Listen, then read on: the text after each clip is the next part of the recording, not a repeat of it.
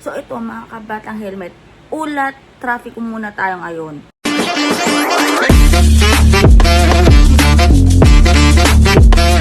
So kasing gulo ng buhok ko, yung nangyayari din sa bansang Pilipinas, ang gulo-gulo, Diyos mio.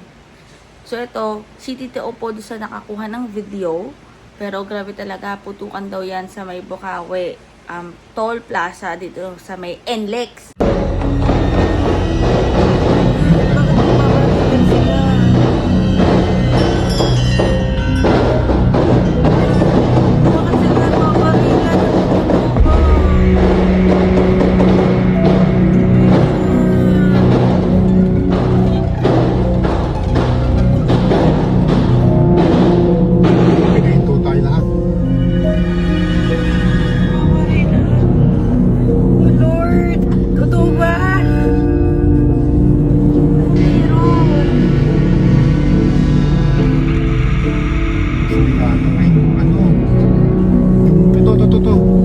Tumban.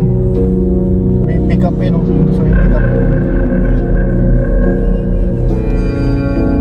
Walang pumuntok sa may pick up eh. Pick up na ipin.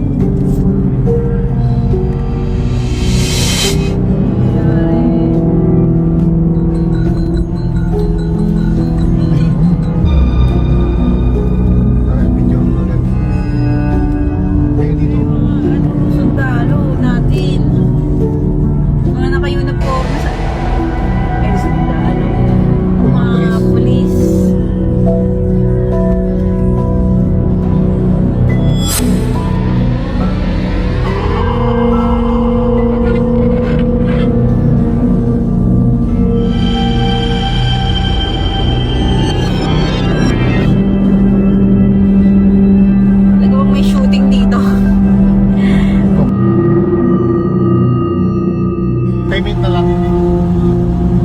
Ano yung card na yun? Okay.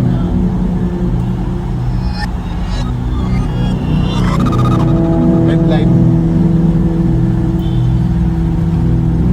Etong araw mga kabatang helmet, yung hinihinala na sangkot sa mga robbery hold up. O ayan yun. Yung may puting van.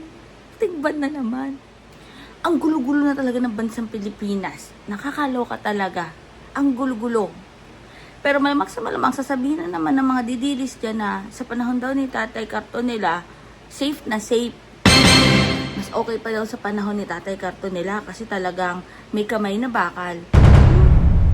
Safe daw kasi nung panahon na yon at safe daw sa Davao.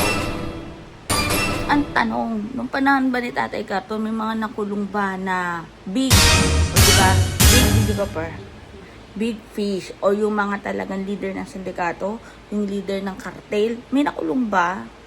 Comment nyo na kung masasabi nyo dyan. Diyos ko, putukan sa eskwelahan, saksakan sa eskwelahan, ito naman putukan sa NLEX. Ay, tas balita ko ngayon, may sunog daw, videographer.